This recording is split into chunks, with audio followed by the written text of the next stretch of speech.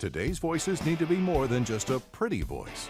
Today's voiceover talent has to be a boss, a VO boss. Set yourself up with business owner strategies and success with your host, Ganguzza, along with some of the strongest voices in our industry.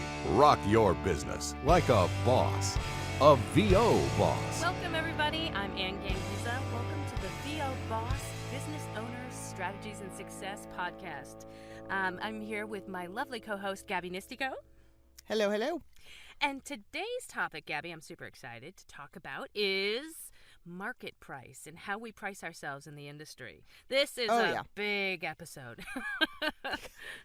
We could probably make a few episodes of this. I'm sure we will, but I mean, come on, everybody loves money. I mean, money's such a great topic, right? I mean, actually, you know what? It's funny because we all think, working with some students, you would think that they don't love money because they're afraid of it, and they're afraid to ask for it. You know what I mean? So I am completely okay with saying I love money. I love to make money. I love to make money in my business. I embrace money. I let it flow towards me. And there's a lot of people who are so afraid to price themselves in the market or price themselves, what I say, fairly in the marketplace, that really, I believe, is what I call a money block. I agree. I mean, I think money blocks are definitely something that we have to contend with. I talk a lot about how people have the artist brain and the artist mindset. Yeah. And the problem with that is that we, sort of don't see the worth or the value in what we do. Right. And it can be very hard to stand up for ourselves and to stand firm with an understanding of our worth. And yeah, I mean, so I get that. So, yeah. I mean, let's start there. I mean, what kind of things do you typically see that are holding people back when it comes to just having good market rate money strategies? Well, okay, so I know a lot of people who are just entering into the industry, and they feel that, well, you know what, I'm new, so therefore I'm going to take this job for a lower amount than somebody else because I don't have the experience, or I'm new, so therefore my price can be this.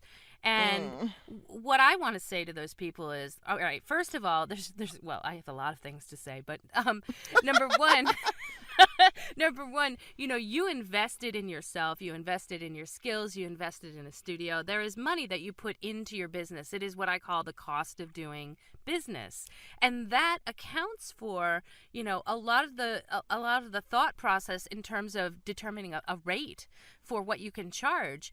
And if you're a newbie, I really don't like that word, but if you're a new person to the industry, you have every right to charge a fair rate, just like somebody who's been in the industry maybe 10 years, because you have put that money into yourself and in your investment. And when you actually say, internally, well, you know what, I'm not experienced enough, or I'm going to do that job for $50. What you're doing is you're projecting, the fact that, well, I'm cheap, or I'm cheaper than the next talent, and therefore hire me because I'm cheap or cheaper. And that I don't think creates a good flow for wanting to, embrace money coming into your life, because really what that's saying to your potential client is that you're cheap.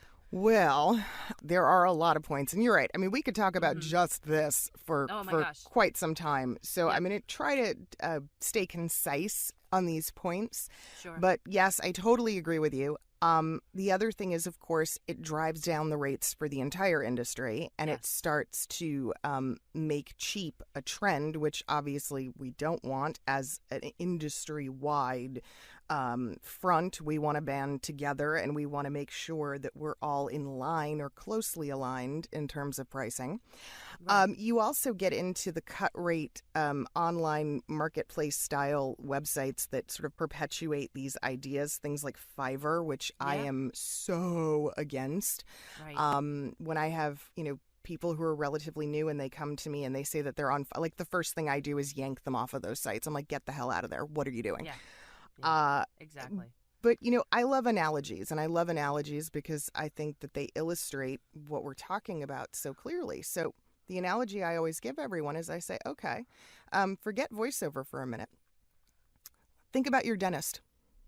your dentist went to school, invested in their education, then graduated and invested in their practice and their equipment and their office space and their staff and all of these lovely things. Now, imagine having a dentist just coming out of dental school advertising or basically promoting cut rates because they're new. Right. Who wants to go to that dentist? Well, exactly. Well, I'm not going to. I you're won't my entrust my teeth to somebody like that. Right. You're my first root canal, Yes. so we're going to do. Nobody wants to work with that Absolutely. guy. And so what's interesting and what people fail to see is that sometimes the brand new dentist, the one just out of dental school, brand new practice, new techniques, new equipment, New state-of-the-art everything, Right. might actually be charging a hair more Right. than the established dental practice that's been around for a really long time and might be just a little bit antiquated. Well, by yeah, and comparison. actually, I love that, and that really brings forth the point that, you know, instead of bringing out the point that you're new, you're bringing out the point that you're current and that you're relevant, and Exactly. that is the marketing strategy that I think all people new to this industry should maybe think about. Don't have your rates being low because you're new or you're not as experienced. No, you're current, you're relevant. You're up on the latest technologies, and that's what makes your voice able to serve your potential clients. And so I think that's a great analogy, Gabby. I love that. I love that. And I mean, they're just, the new person is just as capable Mm-hmm. of charging a standard base rate as anyone else in the industry. And you really have to own that. You have to Yeah. accept the Right. fact that you're just as valuable as someone who's been doing it for 10, 15, 20 Sure. years or more. And- There's nothing wrong with that. Now, it's not up to me or Anne or anyone else for that matter to tell you exactly what you should be charging, but it is your job to make sure that you're educated about what standard rates are. And we can Right. certainly help in that regard to give people some knowledge that they might not have about what some of the trends and rates are currently. Sure. And I want to say too that if you're in, I'm going to say the online sites, of course, like you mentioned, Fiverr and the pay to plays. So, I know that some of the places they lean more towards a bidding war kind of a thing, which would be like, Fiverr and I remember I used to be in my heyday, I used to be on freelancer.com and those types of sites where it was encouraged that the lowest bidder wins. But Right. what I want to talk about is to have you, if you are on these sites, because these sites aren't going away, right? And they are an opportunity for you to get work. And so therefore, I think you should play the right way and play where, you're not interested in just undercutting the next person or having the lowest bid. In our pay to plays today, there are options for you to bid what it is that you want. You don't have to stay with the projected budget or, try not to say, oh, I'm going to offer this job for $100 because I'm going to get it. Again, I think that projects out that you are advertising that you're cheap. And so, I like to equate it to, like, for me, like I buy hair products that work on my hair, that are excellent products. They may not be the cheapest, but I buy them. Or I buy, I'm talking girl stuff, technology wise, I buy the best products that do the job for me. And so I'm not concerned about price. When I go to buy a cable, I make sure it's a Belkin cable. And are Belkin cables, are they the cheapest? No, not necessarily. I buy Charmin toilet tissue. I mean, it's like, is that the cheapest? No, but it's a brand that I know and I trust and I love. And so that's Right. what I want you guys to think about as voice talent and as your voice talent businesses. You want to be that brand that people just ask for by name. And that, I think, is the right way to approach what your market price is, or what price you feel is fair and just for you to put on your services. And I don't want you to feel, I know there's a lot of people when this discussion comes up in the groups, and I also host with Dave Courvoisier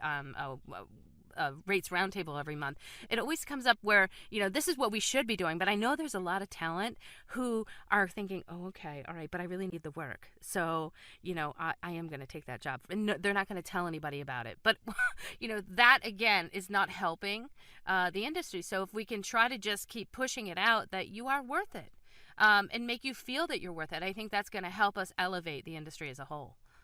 I agree with that completely. And I'll also throw this out there for the folks who, maybe are engaging in the lower rate practices. Something worthwhile to think about. Sometimes talent will say things like, when it comes to free or really low budget work, well, I'm just looking to get started and get feedback and get input, and it's going to help me to grow. That is not really true. Typically speaking, when you do something at a really discounted rate, you're not held to the same standard as someone who charges full rate. And so many times what happens, again, I love analogies. This is kind of like when you call your cousin Larry, who's kind of a do-it-yourselfer home improvement guy, to come fix something in your house. I've had cousin, that. Yeah, we've Cousin all had Larry. that. Yep. And cousin Larry might do an okay job. It might be decent-ish, but you're not going to be inclined to really give him feedback or tell him exactly what you think because he did it for such a bargain price. You're sort of just acting on appreciation of that and not saying anything. Whereas if you were paying a contractor and you were paying a fuller standard rate, if something's not to your liking, you're going to go, is there something we can do about that? I'm not crazy about it. Right. Or, and that truly is how we grow. When you're in a session for a client, yeah, that's got a what I call a real budget, and you're up in the 5 figures. You'd be surprised how quickly they'll tell you exactly what they like and what they don't like. And that's such a wonderful point that you bring up, because I'll tell you, there's no better way to learn. You know what I mean? Than being scared. In a way, for like, oh my God, this is not what the client is looking for. I had a couple of jobs when I was first starting out that were like that. When I sent it to the client or whatnot, maybe my audio quality wasn't up to par. I will never forget that. It was like, oh no, this audio quality is horrible. And I was like, I was mortified. And but I tell you what, I fixed it, that day. And so that propelled me to be motivated to really learn what is it? How do you know you really have an issue or need something fixed until you really know what that problem is? So I love that you brought that up, because multiple times and I've been mortified, and it's like, that's what drives me to learn. It drives me to make it better. My very first national, I was a wreck because the client was so they were very curt, and they were very just quick in the way they gave direction. It was not, it wasn't a warm and fuzzy session, and not all of them are, but for my first national, it was definitely not the warm and fuzzies, and I was a nervous wreck. Yeah. And I was terrified. I really was pushing myself so hard in that session because I knew that I wasn't quite hitting exactly what they wanted. And I was like, no, I'm going to get this. There's no way I'm walking away from this with them unhappy. Sure. The session was way longer than any of my sessions today would have been by comparison. But, that's how we learn. Yeah. That's how we grow. Not, when you're stuck in that weird land of, it was great, everything's wonderful. Because you're right. You were so cheap, they don't care. And I think, that's really a great point, because I think we're scared of that emotion. If we're going to bring the psychology into it, again, this is kind of maybe a subconscious money block, where if you're scared of somebody saying no, right, you have a rate that you're in the middle of negotiating or and you have like, okay, this is what I should charge for this job, and that client comes back and is like, I think we're scared of that type of response, which is something that propels us to try to lower our price and lower our price and lower our price. And so I think it's because because we are afraid of that. But just like you learned, right, and I learned, when we're kind of a little bit nervous and scared and we're motivated to do better, take that to your negotiation table as well. You know what I mean? Don't let, a projected feeling that, the client is going to say no, to your rate, let you drive that rate down. Because that, I'll tell you, in negotiation, the biggest thing that you can do is to, come in strong, confident with a rate that you deserve, and be ready to face the music if they say no, and for you to say no back if it's not within your range. That it only needs to happen once, right? Like your first national spot, being terrified and nervous, that happened once, and then that's what made you grow. Same thing with me, and same thing with me when it came to negotiations. And when people say, what? You're afraid that they're going to come back to you and say, are you kidding me? That you're going to charge that for this voiceover? Well, be prepared. Be prepared for that. And the one time that you say no, it's so empowering. Oh my gosh. It is the most empowering. Then you're going to be you're going to start to be a negotiation pro. You're going to be able to charge those rates and be confident. And it's all going to be good. It's going to go forward. It's going to allow you to accept that money flow coming in. It is. I say no all the time. Me too. Quote out jobs to things, and the client comes back and goes, well, wow, that's way more than we expected. I'm sorry, that's my minimum. Right. Happens all the time, happens to me multiple times per day. And the things you have to think about, and I know we're going to talk, Anne, about agents in a lot more detail in another podcast, but the thing you have to remember is that's how your agents operate. An agent literally, it has no built into every fiber of their being. And your agent has no problem telling someone, no, that's too low, and sticking to it and holding to it. The thing is, they're putting a little bit of a buffer and that separation between you and that information. So think about it. You may not know how many jobs your agent actually turns down on your behalf. Agreed. Because they're saying, that's too low. We're not working for that. Sure. And I think now agents are more, especially we've been bringing it to light, in the industry about the rates. I think more agents are more willing to share, in maybe a sentence or two that, all right, play if you want. We're working on negotiating something else. I'm getting a lot of that feedback in a lot of my auditions. So agents are aware, we're aware that we're all fighting for better rates, which is a good thing. I'm really impressed with how it's been progressing this past year. So I'm happy. I agree about that. totally. Yeah. But now let's talk about an actionable thing here. This is what I feel is the biggest actionable takeaway from today. Maybe the second biggest. So the first is not being afraid to say no and being prepared to say no. Psychologically prepping yourself for that process. And one of the easiest ways that I have found to do it is a draft email. Literally have a drafted email ready to go that kind of explains. Right. It has some blank holes where you can fill in the dollar amount, but that it explains in the nicest way possible why that is too low a rate. Right. And you have to, unfortunately, turn it down or provide them the alternative of we could make it happen for this. Absolutely. Now, be prepared. The number 2, and I think that this one's huge, know your minimums. Yeah. Know your minimums. You have to be able to set that line to say, I will not work for less than X. Right. I will not step in my studio. I have that. And once I actually made that decision, I will not step in my studio for less than, and it was X amount of dollars. That just became so empowering for me. And, it started really shaping, how I was working on a daily basis. I was becoming more efficient, number one, because I didn't have to do 100 billion jobs that were at a really low rate to try and pay the bills. It really allowed me to start to be selective. And the other thing too I want to say is, know your rate, but know your client too. And understand. And I think one of the biggest things I teach in negotiation is to understand who your client is and get an idea of of what you think their budget is prior to even, stating your first round of, of pricing. So, Sure. The more you know about your client, the more information that you know about them, the better you're going to be able to serve them, and the better you're going to be able to project a rate too that they're going to be, that will work for both of you. Yeah, most definitely. So. The thing that is constantly, I think, present though for any actor is that fear. Yeah. It's the fear of, if I turn this job away, there may not be another job behind it. There is. I promise you. I guarantee you that there is.